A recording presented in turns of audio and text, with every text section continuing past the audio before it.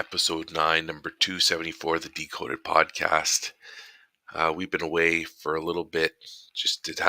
We haven't been able to make it work just with things happening in our lives. But as you can see, my partner in crime is on a laptop walking around his house. I'm not gonna give away why. I'll let Chris do that. But he's got actually, this is funny. I can share this until Chris, whenever you unmute, I know it's when you're able to talk, but okay. That's a nice look. It's a nice view out there. That's nice. The sun shining on the brick and stuff. I like that. Hey, good morning, Gary. Hey, Gary. Welcome to our there we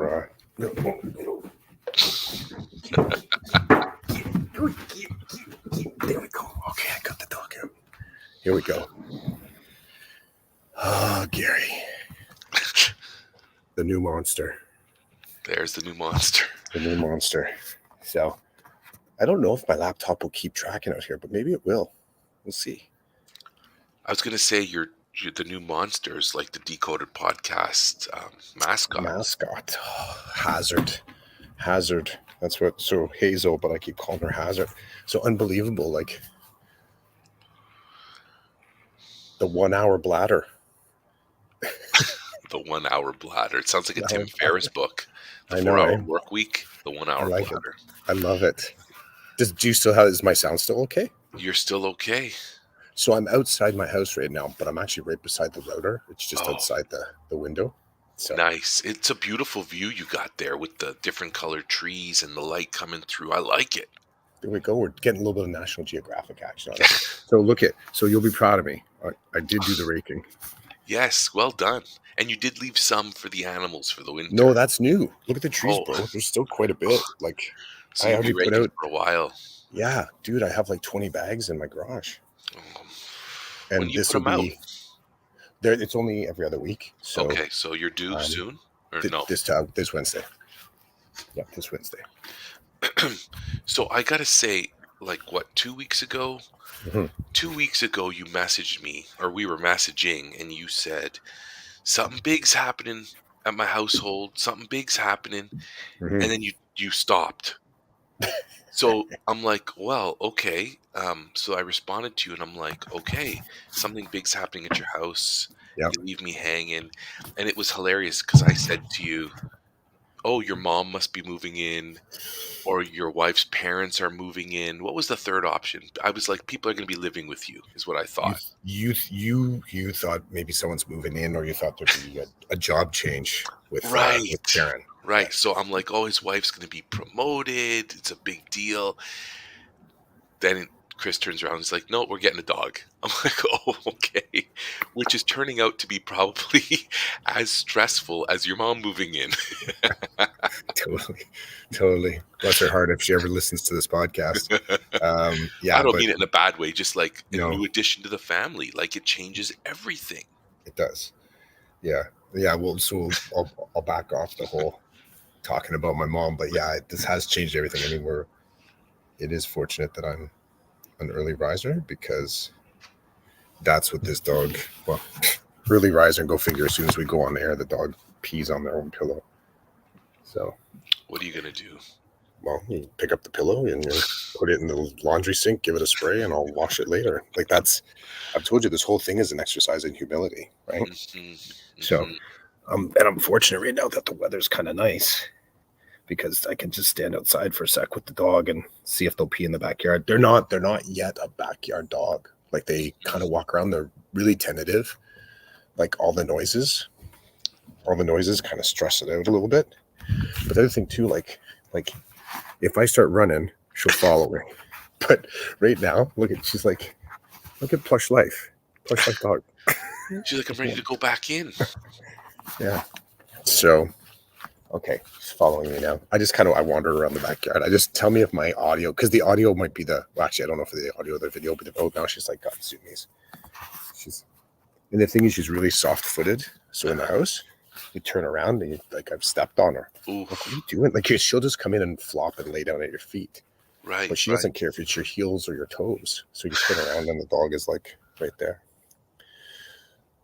So for Gary, anyone else that checks in, new addition to the fam. Dog's name is Hazel, and yeah, it's like it's like having an infant all over again, which is good. It's I liked you asked actually. I don't know if you messaged. I think you messaged it or Polo. You're like, is there any fun? There is. The dog is super sweet. There's a real like you sit down beside her and she just sits there and leans into you. So all of that is. Let's see if she comes back in. Maybe it's doors she doesn't like. Look Oh, at the doors open. Dog staring at it. So come on, get inside. Okay, or okay, no. See, that's the other thing. Okay, maybe if I go inside. yeah, she'll follow you probably. You come in. Dog obviously doesn't understand English yet. Come on. This is where it'd be awesome if you had a wearable that would tell you all about the dog's feelings. I know, right? But they've kind of okay. Oh my god, the dog like walked towards the door and then circled away from the door. I think it just can't tell that the door is open. It doesn't look like because it's a slider, so it's not like the other door at the front, which just opens wide and the dog can kind of see the mechanics of it. Okay, we're back in the house. Well, isn't Gary glad he joined us for this episode? Yeah.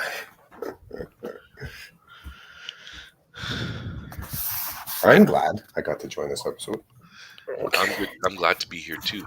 There was almost an opportunity for me to see Gary. Almost. How'd that almost play out? Well, I was almost coerced to do the PD day morning part of it at Gary's school. Oh, right. So it would have been good to see. Oh, I would have seen Rochelle too, because their school was at Gary's school. So Right. it would have been a decoded podcast reunion of sorts. But that it didn't happen. So sorry, Gary. I did not get to see you. Out. But I didn't want to go to your school, Gary. I don't belong there, Gary. You know? Anyway. It's kind of funny. I actually had a moment where I almost went to another school. There was an opportunity. Yeah, there was an opportunity to connect with other community classroom teachers. Oh. So that sounds valuable. Yeah. I looked at what I don't like. So here's the thing. I'm not down with a wide open, let's just sit and share. I'm not. I want structure. I want the structure, especially like if I'm going to drive somewhere, if I'm going to use up driving time to go to, I want to know what am I getting here? Like what's being offered. So, and they're just saying it was a, community classroom sharing opportunity, networking, resource. I'm like, nah. You're good. I can do those phone calls on my own. Right. Give me somebody that's sort of doing groundbreaking. Give me somebody that's got a cool model classroom. Give me something like, hit me up with that kind of stuff. Someone that's on edge doing this kind of stuff, and I'll come and check it. So you just ended up staying at your school? Yeah, I did. And did you connect with other teachers at your school? Were you on your own for the day doing your own thing? Both.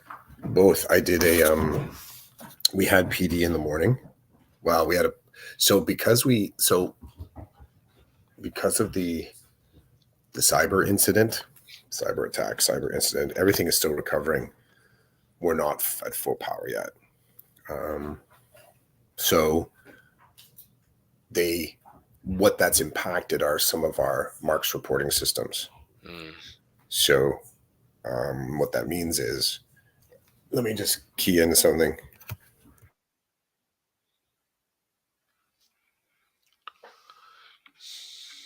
The managing of the household live.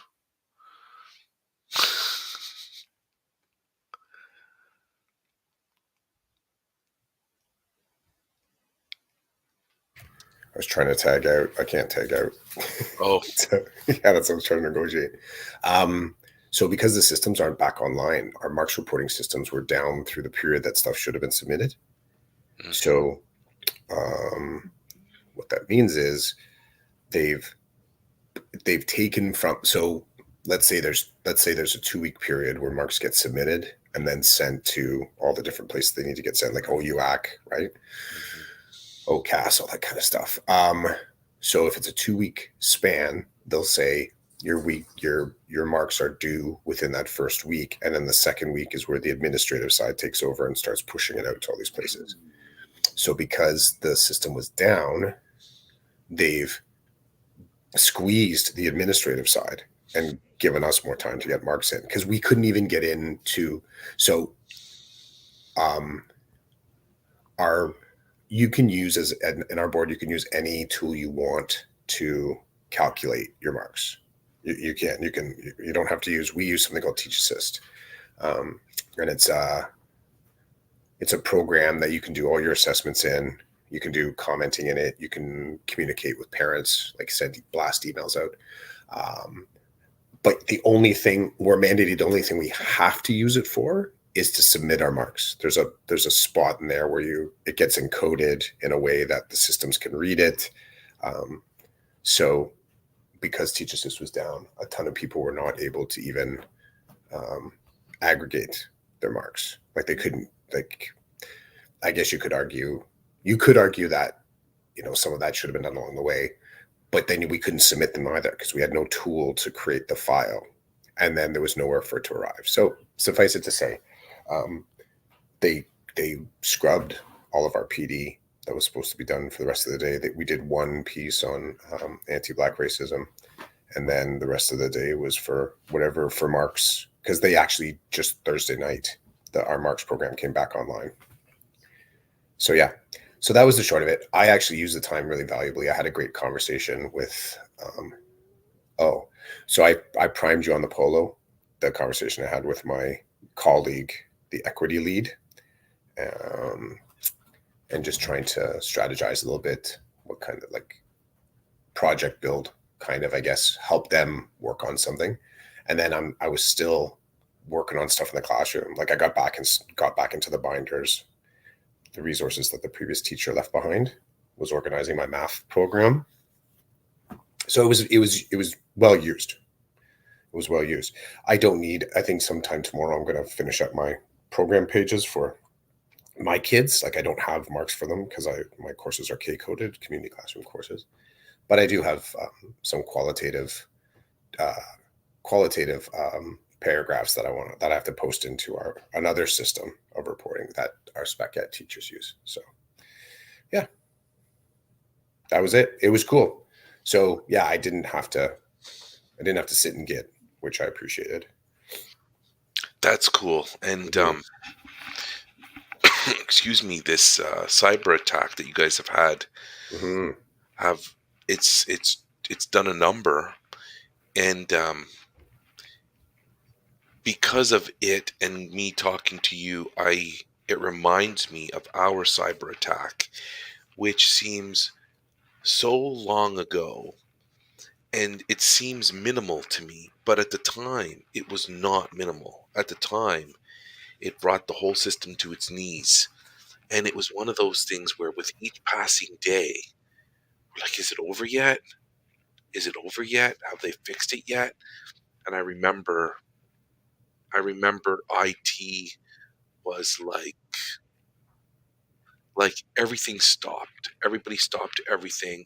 They all looked at IT, and IT's like, this is our priority. We're working on it. And they were just working, working, working. I'd love to hear uh, if Gary wants to jump in at some point about his recollection of our cyber attack, which happened. It happened, you know, 4 or 5 months before the pandemic hit and caused turbulence. And I remember just thinking, like, and we had, um, we had labor issues as well. That's Right. when, yeah. So there was like labor strife, cyber attack, COVID, and it just hit one after the other. It was wild. So I really hope with your cyber attack that there's nothing coming after. That's just like cyber attack. If they fix it, everybody moves on with their life. And then in a year from now, we keep talking about this like whatever, it just happened, right? Mm-hmm. Um, But for a system to be brought to its knees, it's crazy to think that there are people out there, there's software out there that can easily do this. Hmm. And you and I have Yeah, talked about the dependency that we like. The internet now is not, it's not an optional thing. Like, we use it for everything, um, all the time, whether we like it or not. I agree. Yeah, um, there's no more sort of uh, we can't. There's no access to the space that we inhabited. There's no access to the space. So we I was talking to some colleagues about that, and they were kind of. It's funny. They. I didn't get the sense they really had the same. I don't know what the word is. That they had the same kind of like wow factor that I was vibing on. Like I was really, really, really sort of suddenly mind blown of the intensity of this, and that I didn't really get the sense that people had a that we had like a plan, like something that something that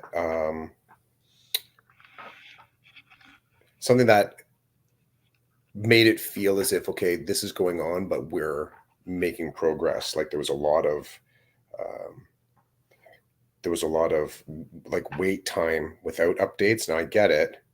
Sometimes that's just how things have to be. Like you can't be in a constant state of well, here's some more information. Like that's not useful either. But it was kind of funny or remarkable, I guess, to me um, that it actually took as long as it did. And I know you had said, no, Clef, like you don't get it. This could be a little bit of time before they even figure out aware of it. And you shared what had happened in your board too. I get that. But again, I just sort of felt like I felt like it was I don't know, is embarrassing. Maybe embarrassing is the right word. I don't know.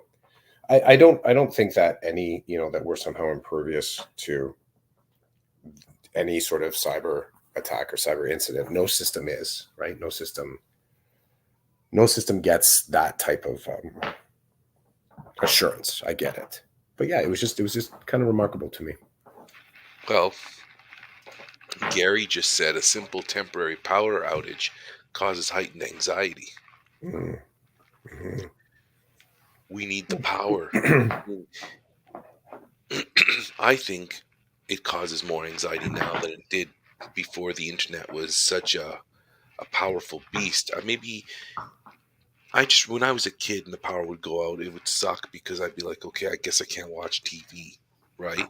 Hmm. Um, and I still watch TV. I know some people don't, but I do. I still watch an actual. I will sit down in front of a machine called a television, and I will watch. I will watch what's on it. Um, I was going to say, we were talking about, when I was kind of telling you, hey, this could be a bit, like, could be a couple of weeks or something. It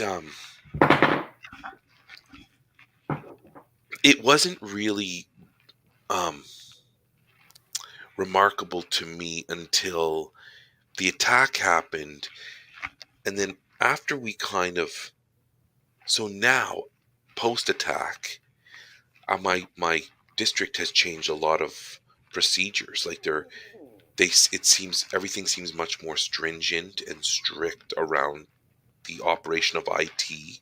Hmm. And I'm fortunate because I'm part of a couple of groups, couple of committees where I get to sit with the head of IT, and I get to hear things that I wouldn't normally hear.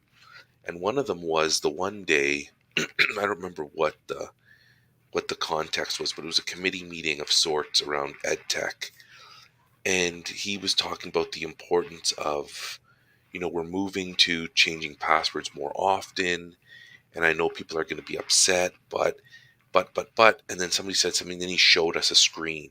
He like shared his screen, and he's like, this is real time what's happening right now. And you could see this, what looked like a spreadsheet, and was being populated like by the second. Hmm. And what he did was he kind of paused it, and then he said, "Look," and then it showed basically what was happening was something somewhere, software was trying to penetrate our system. And he was like, by second, we are being attacked. This is an attack. It's low level, but you can see that whatever's doing this, look at all the names of the people it's trying to break into their account. And there were principals, superintendents, people I didn't recognize at all. It was just weird that on this one screen of 50 names, I could recognize like 10 easily, which is weird because it's such a big board. I'm like, that's a principal, that's a superintendent. And he's like, this is happening all day, every day, 24 hours a day.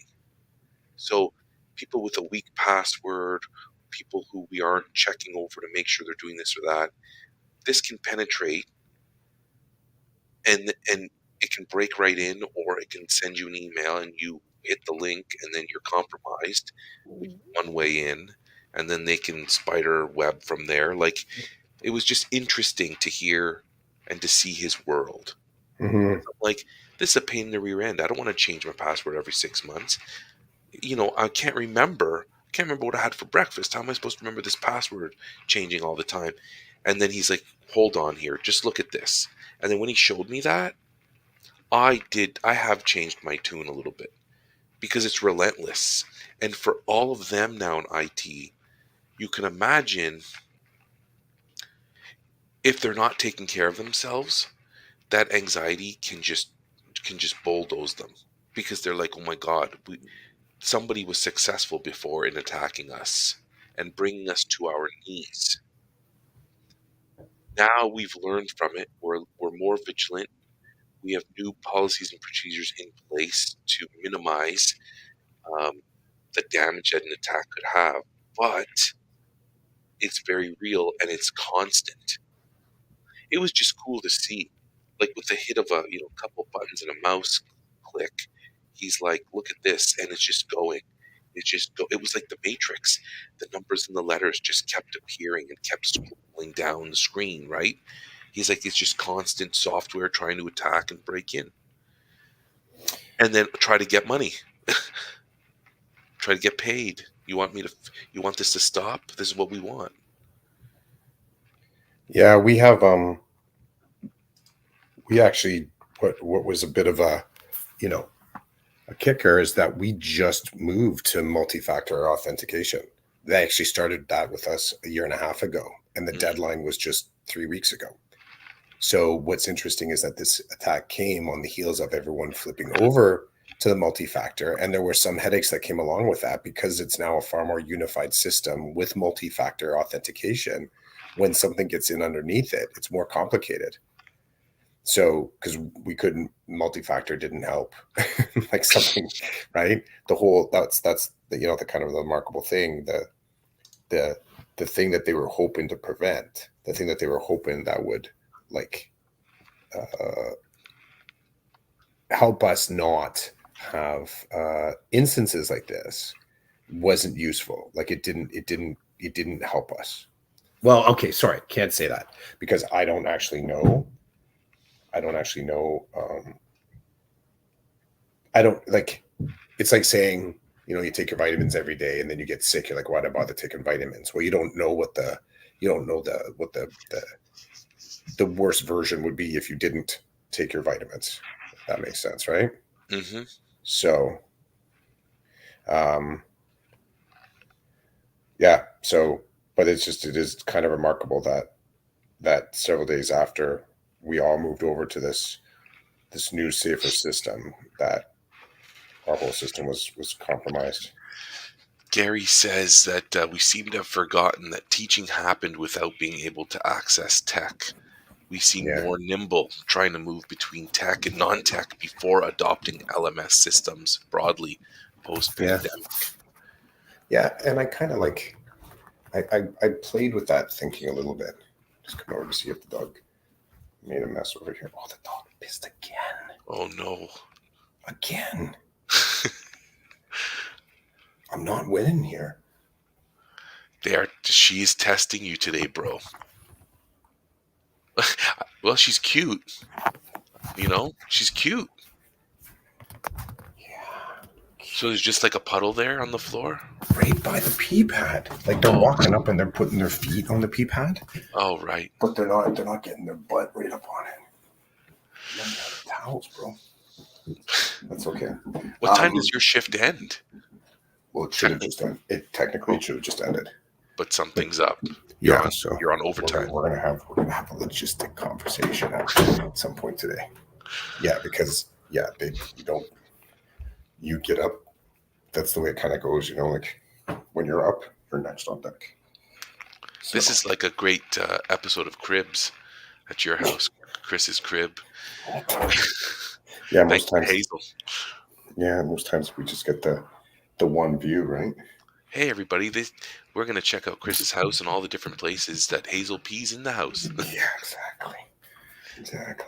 I do like what Gary said in terms of, I remember before we were mandated to operate a certain way with our pedagogy or delivery of curriculum, I enjoyed it much more. That flexibility. I enjoyed that to be able to, but now they kind of take away some of that flexibility's gone with the standardization. So I do agree with Gary a little bit there. Welcome to Karen. Karen's joining us. She says, "Good morning, gentlemen." Good morning, Karen. Thanks for joining us on this episode of Cribs at Chris's house. Yep. We are well. Yeah, I did survive without coffee. I don't have coffee today either. There's no such thing as being late to the Decoded podcast, Karen. We welcome you anytime. Yeah, and we wish you a great day and a great weekend. As you can see, Chris is mobile. I'm mobile around the house. Chris's family got a dog, and so Chris is taking care of. He's doing his thing to make sure that the dog is learning and growing properly. Yeah, he's cleaning the floor now. I won't mention the name of that device. No, we don't want to get. We don't have any. We have no product placement. No product placement. No sponsorship. But we were talking, Karen, about the cyber attack that has just recently happened at Chris's school district, and then my school district had an attack right before COVID, months before COVID hit. Hopefully, Karen, your district is not next with a cyber attack. But now, Karen sits at a different table than we do. She's a supervisory officer. So, if you want to jump in, Karen, and share your thoughts or whatever reflections on this, I'm betting. Live in, I'd like to hear your thoughts about cyber attacks at your level. I'm betting that there are some. There's, sometimes this is a trope in movies. You've seen like somebody just goes down a hallway and they realize that they never really looked that closely, but there's like a door at the end of that hallway. And they go through the door and there's like one dude sitting there in front of a computer. You're like, man, like, who are you? It's like, yeah, my name's Mike. I'm like this person. I'm like, well, what do you do? And then they tell you the thing that they do. And you're like, holy crap, I'm glad you do that. Like, I'm glad like somebody has that job. There's a Netflix show, product placement. What's it called? It was recently, it came on the last year. And it's like what is it, like what's that character's name? Jack Ryan? Like a Tom Clancy kind of an FBI kind of show. And the premise is that you got this fresh FBI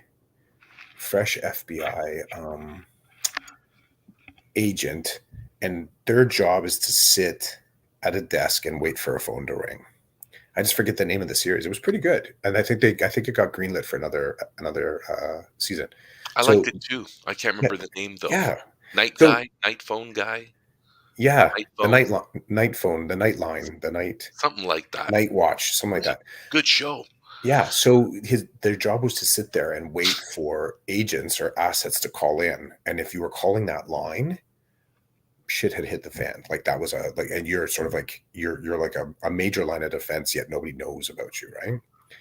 And I think we are still in this space with cybersecurity in our boards because it is so invisible that it's kind of like that. Like these teams are like they're like Mission Impossible, Navy SEAL kind of individuals because when that happens, and you're like this guy is showing you like here's our real time, here the cyber incidents in real time. Like you're just like mind blown. You're like, what? Like, yep, this is what's going on, and this is all day, every day. And here's how good our defenses are. It'd be like watching a video game. Like Hmm. that's I'm like we're now at the point where even looking at that you put like you could right away think like this is video game style, like to be able to see this kind of data. So sorry, who is it? Karen's an SO? Karen is an SO, yeah. Yeah. So I like as a teacher, like I kind of wonder like as a teacher, we never have conversations like that. Like conversations like this never come up in the classroom, never. But I'm wondering like, are there kind of not emergency, but like are there upper table conversations? Yeah, that's the dog wanting to play with the cat. Oh, Um, the cat's like, I'm out of here. You stink. Yeah, he just kind of walked away. Um, and thanks. I think Karen said dog dad. Thank you. I appreciate that. Oh, now they're running around. This is good though. This is just good. having fun. Having fun. Anything that keeps the dog from peeing on the floor is a good move. So I wonder, like, do the upper tables have conversation like safety kind of conversations? Like, here's our week in cyber attacks, right? Like, is this data that is part of reports that come across SO's desks, or is it something you have to go looking for? Like, how in your face is that information? Yeah, Okay. curious minds want to know. So Karen says online security measures and awareness campaigns with staff have increased significantly. School Mm-hmm. boards are targeted aggressively, 100%. Examples include careful system level vetting of limiting, oh, resources and limiting. Um, and yes, I suspect she's referring to there is like a presidential report each morning with the attacks on the Mm-hmm. district. I know in I my district they sit at that table often. yeah. Oh, this is cool. Karen says it sounds unreal, but it's very true. No, I, it's part of it is I don't ask because I'm thinking it's imaginary. I ask because it's sort of, again, topically, this was my week. This has been the last 2 weeks, right? And we're still not solvent. We don't have a lot of our tools that we're using now are not harmonized to our main web hub. So we're getting singular links. They've created singular links for us to access these tools independent of the hub.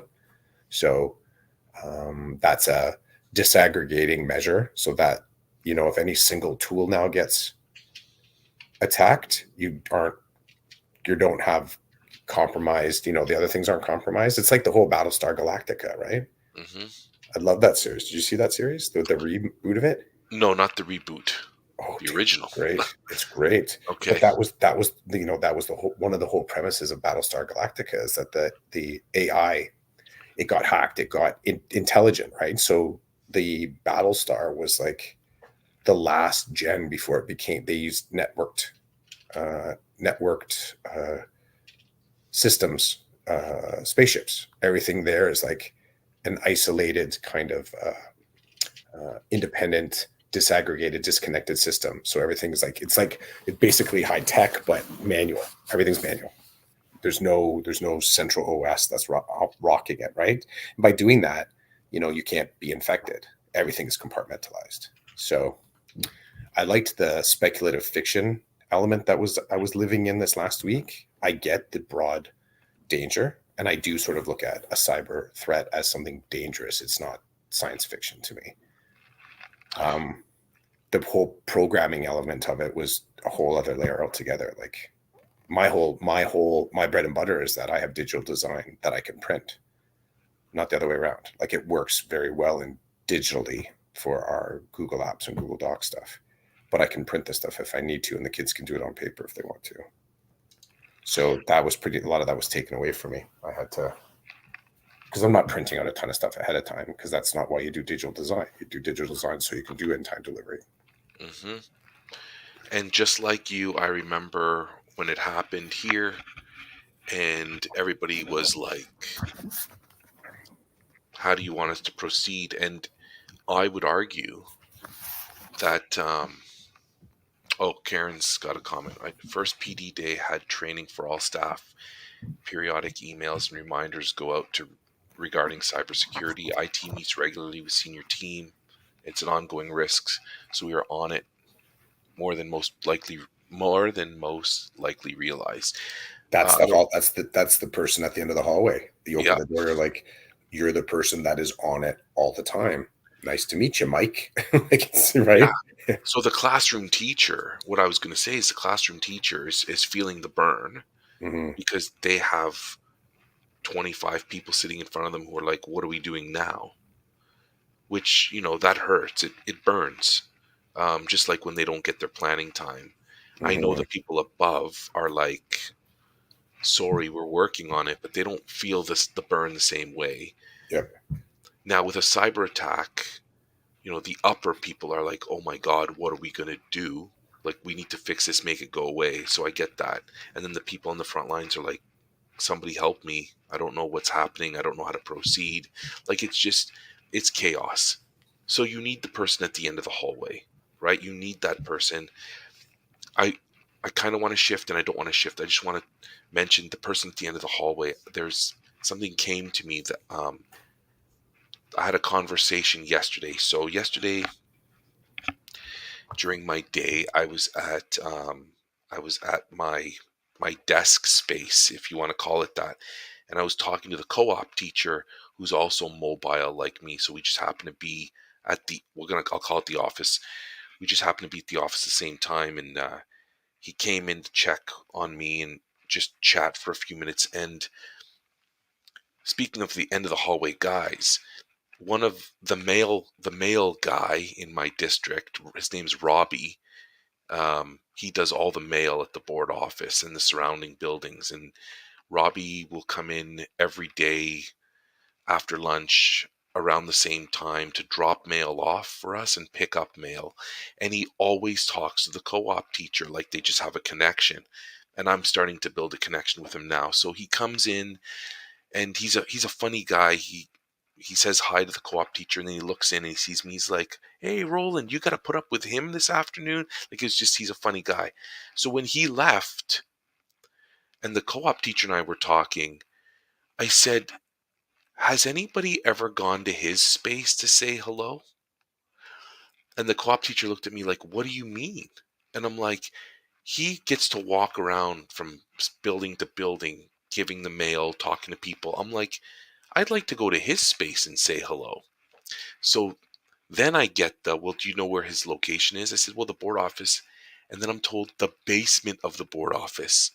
So I'm like, I've been dying to get to the basement of the board office since I became a Catholic Education Center employee, which I'm now not. So in the time that I was allowed to have access to the building, I didn't get to the basement.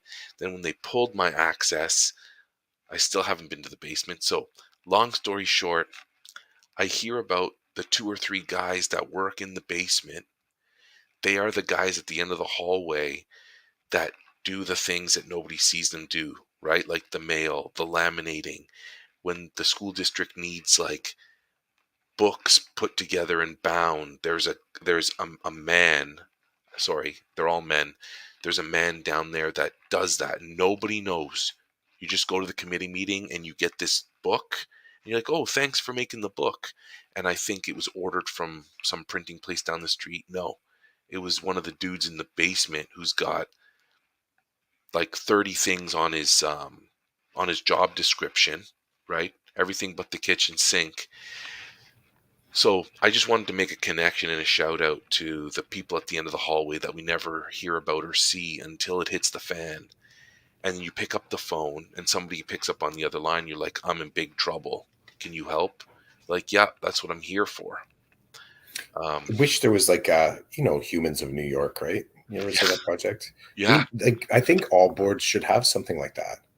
just like, and keep the files in the library, right? Like maybe not have them networked, have them on like sticks, or but like, you know, viewable somewhere. That'd be really cool if you could get, if you do capacity like that, to have everybody do their like 1 little minute, hey, you know, I'm so and so, like their bio video, and just you could actually call that up and meet someone in this case. Like I want to know the crew. This has just made me realize I want to know the crew that's doing this work. I want to know how many hours were they working to fix this? I want to know, like, how did that impact their personal life?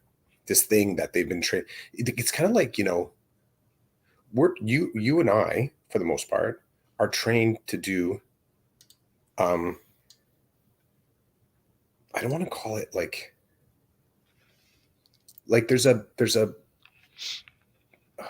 there's a benevolence in what we are trained to do.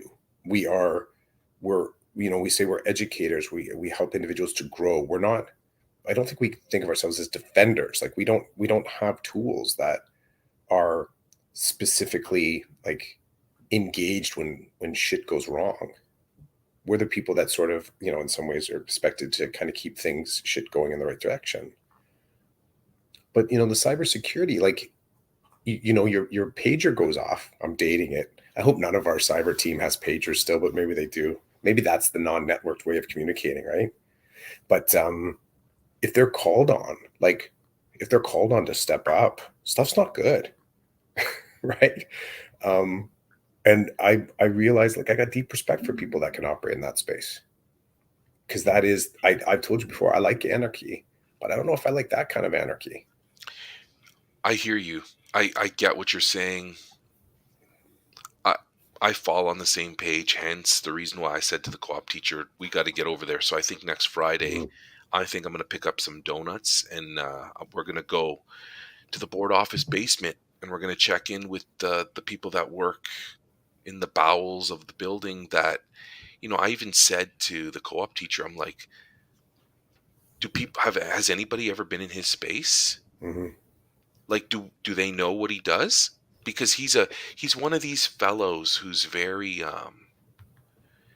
once he gets to know you, he's like, "Hey, how's it going? What's up? How are you doing?" The funny thing about this guy, and then we got some comments here. This is mhm, hilarious. So the one day, and I want to add, I don't even know if it, I don't know how to. So the mailman at the district office, you mhm, can tell he's developmentally different. So mhm, he's not neurotypical, which um, adds another layer to everything. In mhm, my opinion, it does in a weird kind of way. But the one day he comes over to see me and he asks me about my wife. He's like, "How's Sarah?" And I'm looking around like, am I on? How do you know who my wife is? am I on camera? Yeah, yeah. Like, are you Sarah? Who? He goes, your wife. I'm like, you know my wife? He goes, she sends laminating all the time. I was like, what? He goes, I also do the laminating for the board.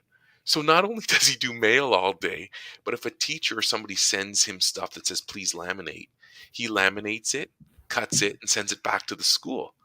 So he's like, she sent a big order in the other day. And I'm like, ah, is she giving you a hard time?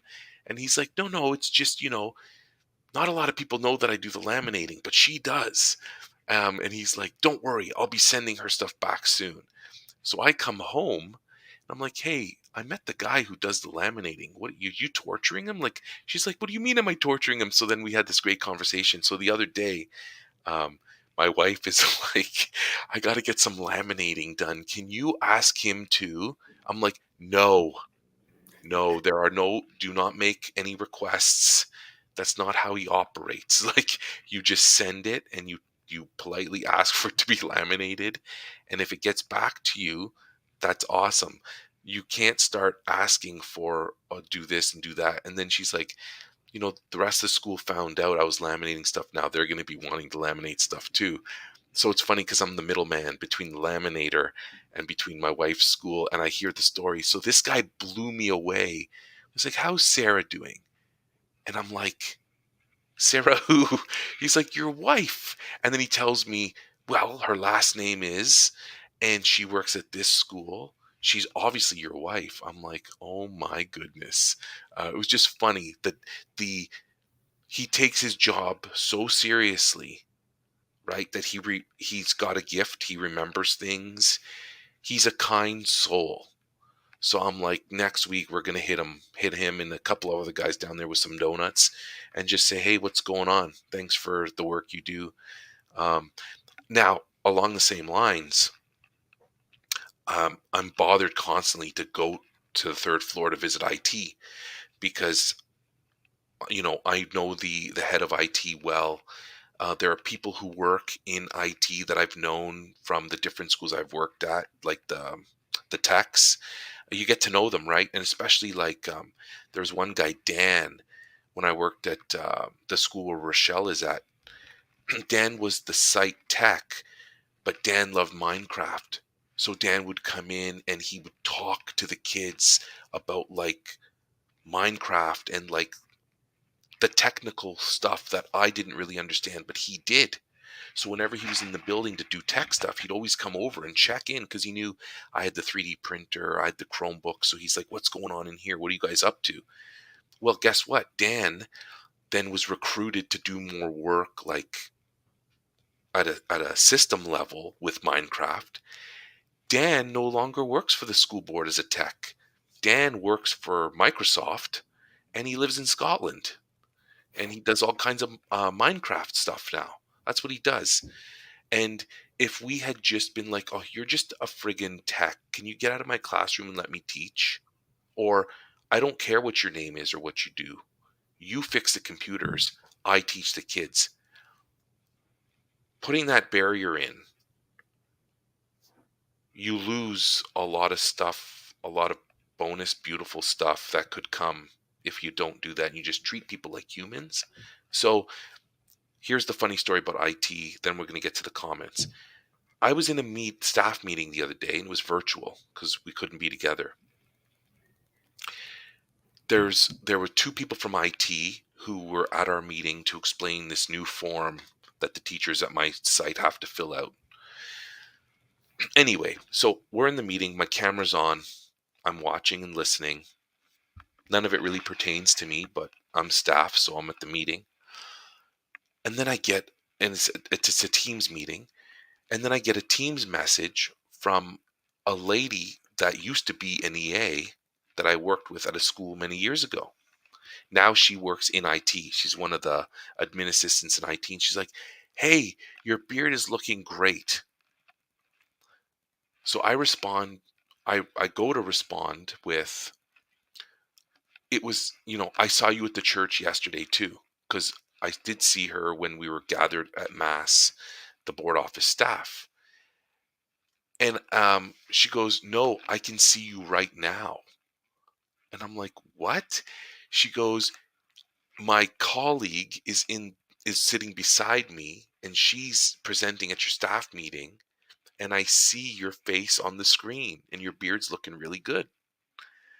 I'm like, okay, thank you very much. And then she's like, when are you going to come up to the third floor and visit us? So it's like there's a group of people that I've known for years there, and they're just waiting for Roland to come up, probably with donuts. Apparently, they always have treats in IT, and I've been told you come whenever you want. So there's my little, there are people at the end of the hallway behind the door. I know some of them, and I'm honored to know them, but there are many that I don't know. Um, so I'm going to be visiting those doors soon at the end of the hallway with donuts in case there's a monster or something behind the door. They're not going to hurt me if I have donuts, right? So let's go with the comment. You got something to say about that, Chris? I know you're just like, Well, it reminds me of also, I think, a frequent conversation around um, a teacher centered education system, like, and how problematic that is.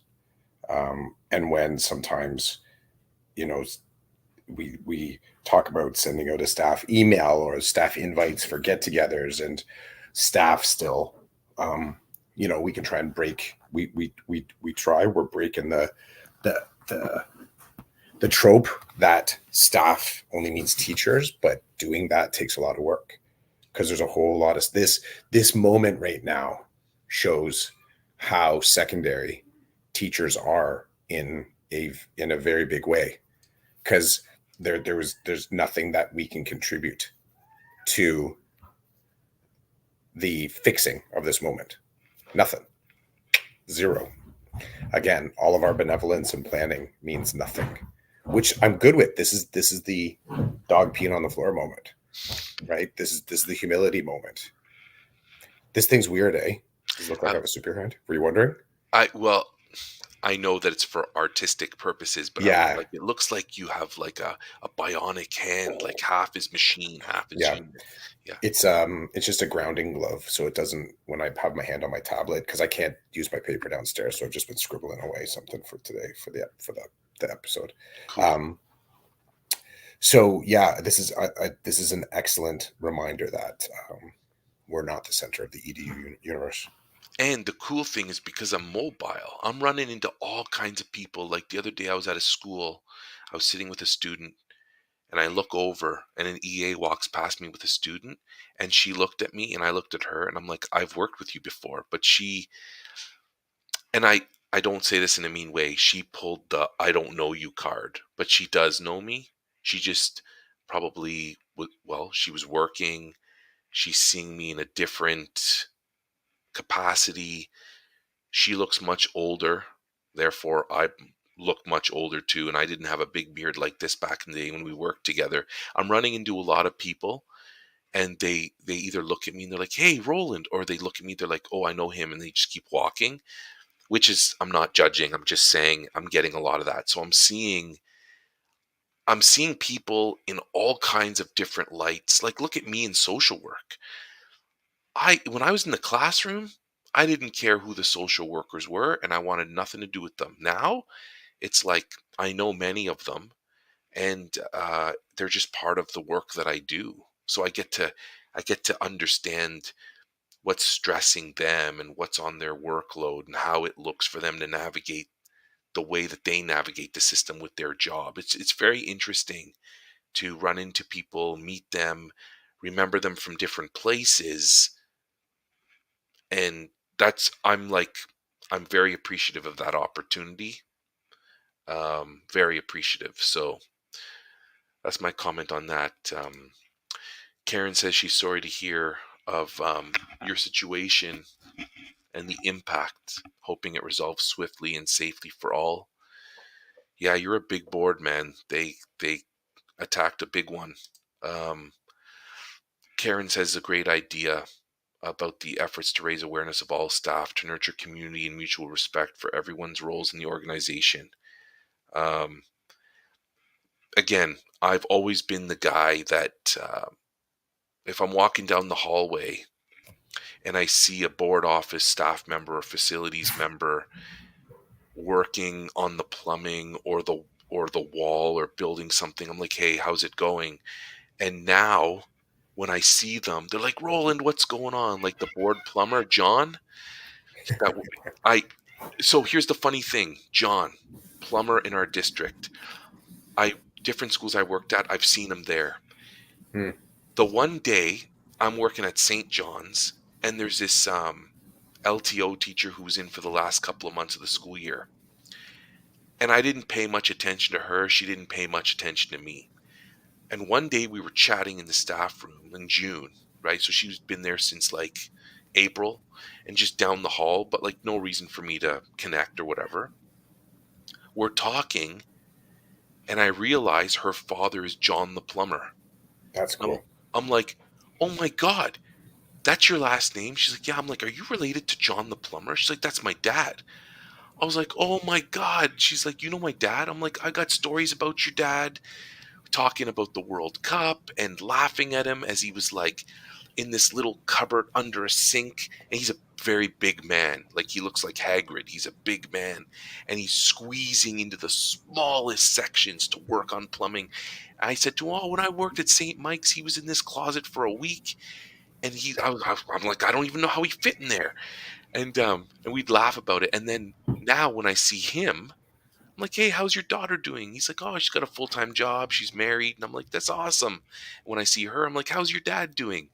You just get to know these people. A custodian I worked with at one school is now a mobile facilities person. And sometimes when I'm parking at the board office, he'll be parked next to me in his work truck. He's like, Roland, how are you doing? I'm like, bro, what's going on? And it's like everybody looking around is like, how do you two know each other? Like, he used to be the custodian at the school I worked at, or at the school, he would say he was the custodian, or I was the teacher at this school he was the custodian at, right? It's like, it's just cool to I make like that reframe. connections. I like Yeah. that reframe a lot. Well, it depends on your perspective, right? So I was there first, though, technically. But anyway, it's good to see him and the other people in the board that you just get to know by saying, hey, how are you today? It's not a big deal. How's it going? Right? Um, and then you learn a little bit about them here and there. Um, Karen said to Gary that testing is an ongoing thing for them too. It's an excellent strategy. Um, Gary said Dan was great. Yeah, so you loved working with Dan at your school. Great conversation. So I think technically Dan was the tech in your building, and then he would assist the feeder schools for your high school. So he spent a lot of time down the street at Bauer because it was so close. And like I said, I'd be like, hey, what are you doing next Thursday after last recess? Because we're going to be doing Minecraft. And if you want to come in, and if you're in the building and you want to share, I'm not going to say no. Like, you're welcome in my classroom. And I could see the value. Like, Dan wasn't just some of the techs, they don't want to talk to anybody. They come in, they go into the server room, they do their business, and they leave. Right. But Dan was like interested. What's going on in your class? Like, I see a 3D printer. Like, what's going on? Well, you talk to Dan and you find out he's got a wealth of knowledge about all kinds of things, and he's willing to help out where he can, right? So I miss him too. It's like we always lose the good ones, eh, Gary? We always lose the good ones. But I was so happy when he said, I'll never forget when he's like, yeah, I'm leaving, bro. This is my last month. And I'm like, where are you going? He's like, Scotland. Excuse me?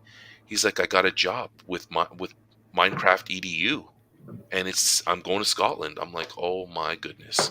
It's fantastic. Karen says it's a systematic bias Chris is pointing out. Staff includes many people and is inclusive. Thank you for celebrating every person role in the organization, part of the culture building and community building. I don't disagree. Like, I just think, look at the modeling we do for our students, right? The students, when I was in the classroom, well, even my re-engagement students, I walk into a school with them and I start talking to people. They're like, how do you know all these people? I'm like, I worked with this person here. This person worked with my wife. I met this person at a workshop. Like, it's insane the connections you make if you're open to them and you're friendly. I remember at one school I worked at, the tile in the middle of my classroom was crumbling, and it was like there was a hole in the floor. And when I told the principal, I'm like, I got a problem. And she was like, yeah, you do. Like, we don't want kids tripping in that hole. So the one day, there were like three facilities person in my room, in the middle of the room, discussing how to fix the problem. It was hilarious. It was like, oh, don't mind us, teacher and class. We're going to be conferencing in the middle of your room. And so what do you do with that? Right? Like, well, I could have ignored them and kept doing my read aloud, but the kids weren't going to be paying any attention to me. So I was like, well, if you're going to be in the room and you're going to be discussing the hole in the floor, we're going to participate, because you can't talk in a grade 2 classroom in the middle of the room and expect the kids to not pay attention to you. That's not how kids work. So then we turned it into a project. We were part of trying to solve this problem. I don't think um, I don't think that the facilities people cared, but they didn't seem to mind that I had turned it into a learning moment. And then one of these, like, you see these three guys in the room, they're going to be in here to fix the floor. So you can say hello to them. You don't have to get in their face and ask them what they're having for dinner or whatever, but say hello and know that they're going to be around, so they're not strangers. They work with us and they're here to fix the floor. Simple When things, right? yeah, when I think it was in the third week of September, there's some of the classrooms have these independent ventilation kind of units, and they're like kind of refreshers. They have a vent directly to just outside the window, and it draws in fresh air, but it's also an AC unit. It's kind of a cool unit. And ours had a weird rattle to it, and the dampers weren't closing, so on hot days it was drawing in the hot air. So um Mark, our lead caretaker, I got in touch. I'm like, look, dude, can you put in a call for this to get somebody to come and have a look at it? He's like, yeah, sure, no problem. And then he calls back my room and away. He goes, there's actually a board technician, repairman in the area. And he's like, can he come by now? I'm like, yeah, do it. So I primed my students. This was awesome. I primed my students because they were talking about the air and a little bit of the rattle, and they weren't liking. I'm like, I said, we're going to get somebody to come by and fix that, and you're going to get to see how that thing gets fixed. And then I messaged Mark. I'm like, look, can we bring our chairs up and just sit and watch? Like this unit, imagine something the size of, let's say maybe 2.5 ovens wide. So it's like, it takes up a good chunk of one corner of my shelf. And it sits about counter high. So it's a big built in kind of a thing. So he's like, yeah, let me just reach back out to the tech. And the tech said, yeah, he's totally cool with that. Like, awesome. So we actually set up a little, like almost like a in the round, and the students sat and watched the repairman do it. And they were asking questions, and they were sort of like, why are you doing that? Why are you using that tool? Oh, look. And then they were like trying to give like, oh, look at over there. Maybe it's that thing that's broken. And the tech was awesome. They were saying, this is called this is this type of screw. I use this kind of, here's a certain caliper. Like, he was actually chatting through his process to the kids, and the kids were just mind blown. So I thought that, like, I like that. That's a cool way to connect. So, I mean, part of that's staff connecting with staff, but also intergenerational connections at the school that are not just interdepartmental, intergenerational, and intercurricular connections. Like, I love it when you sort of just realize you're in the middle of that intersectionality, right? And I will say, it's been a long time since I've been at faculty, but there was never any conversation around logistics and staffing for teachers, and the necessity of making sure that you understand all the moving pieces that are happening in the school. It took me years to do that in real time, and I would think to myself, why couldn't they put that as part of your homeroom learning? Like, everyone has a homeroom, I'm assuming, when you go to faculty, like you're you know, where you're not. Yeah, I'm assuming everyone has some sort of a homeroom class. You go back to that one teacher that's kind of like your main teacher at faculty. It would have been so easy to talk about educational systems. Just so you know, who are all the people out there. I knew nothing about social workers. I knew nothing about intervention workers. I knew nothing about wellness workers. I knew nothing about the staff that are not non-teaching staff. I knew nothing.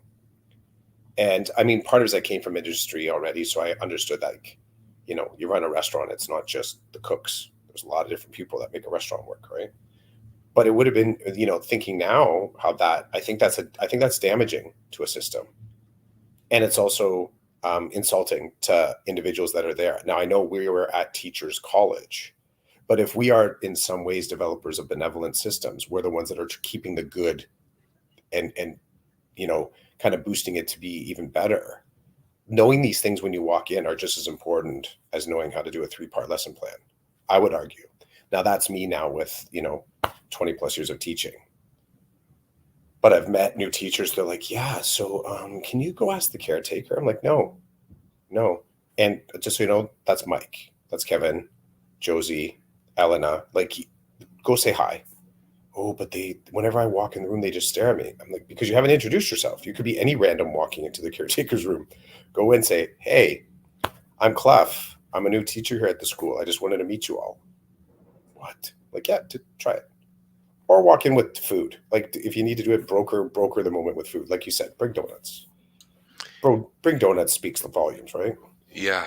Um, Before we shut this down, I remember, so as you explain all that, I remember having to go into we call them collaborative team meetings, where you've got uh, the principal and vice principal, special education teacher, social worker, psychologist, CYCW, EAs, like a mixed bag of people, some from the school, some from the board office, program services, special education services. And I remember this was the school, Rochelle's school. I had a couple, that year was wild. You probably remember that year, that I was just like trying to survive grade 4 or 5 with the kids I had. And there were some situations, and finally it had arrived to, we're going to have a collaborative team meeting. We're going to bring in all these minds and we're going to try to figure out what's going on with the student. And I remember the principal's like, okay, they're here all day. This is what time the supply teacher is going to come to your class and relieve you for 15 minutes so you can come and say your piece. And I'm like, isn't my piece the most important piece? Since I'm the one who deals with the kid day in and day out, I'm the one who becomes frustrated. I'm the one who has to deal with the cleaning up and the fixing and the modeling and the positive. And the principal's like, just show up when you get there. And I remember this one time I walked in, I said, hi, I'm Roland. Who are you? And I was not being kind. I was being a dick, because I was like, I'm going to sit here, you're going to ask me questions for 15 minutes, and then you're going to ponder in your ivory tower what to do when I'm dying daily. Daily I'm dying. I got nothing left in the tank and it's January, and you're going to tell me, "Well, have you tried? Have you tried? Take a hike." Now, I'm now part of the collaborative team meetings on the ivory tower side.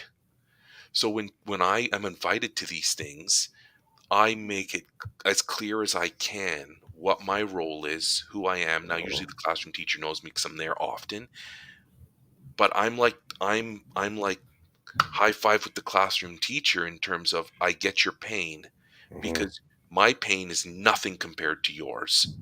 I'm trying to bring them back, but when they're here, they're yours all day.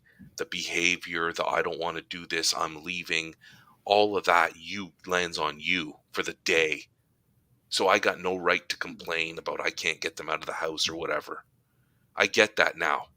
I don't know if a psychologist gets that. Mm. I don't know if the social worker gets that. I don't know. But I was like, I'm Roland. Who the F are all of you staring at me for the next 15 minutes, throwing pins at me to try to figure out if I'm doing something wrong all day, all day? No thanks. Gary says, I make sure I have a coffee and conversation before school on a regular basis with the custodial staff. I make sure I arrive early. And I got to say, the custodial staff at your school is pretty cool, Gary. I remember when I was floating in and out of your building.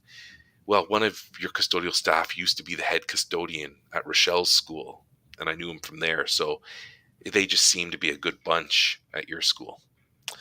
But Chris, did you draw anything today?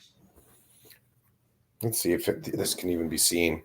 I was kind of doing fall Oh yeah, ish. it's cool. It reminds me of a big sun. Yeah, a little bit of that. I don't do a lot of digital drawings. I haven't quite figured out how to do the layering of it. My hope is that at some point I can afford to move up to an iPad Pro, because it's just I'd like to start playing with Procreate, which is a digital drawing art platform. Um, so yeah, that's it. Just a little bit of a cornucopia, a fall kind of like color mashup. What's Karen's dropping down? Empathy, consideration of others, contemplating the interconnectedness of people. Threats today that I come away with. Thank you. You're welcome, Karen. Yeah, they'll say, sometimes crisis can unite. Common goals can unite, but I think it can also just light up the silos as well, right? If fiber optic cable is all that connects us between our silos, then obviously there's some work that can be done. I like Gary's comment about being there for conversations.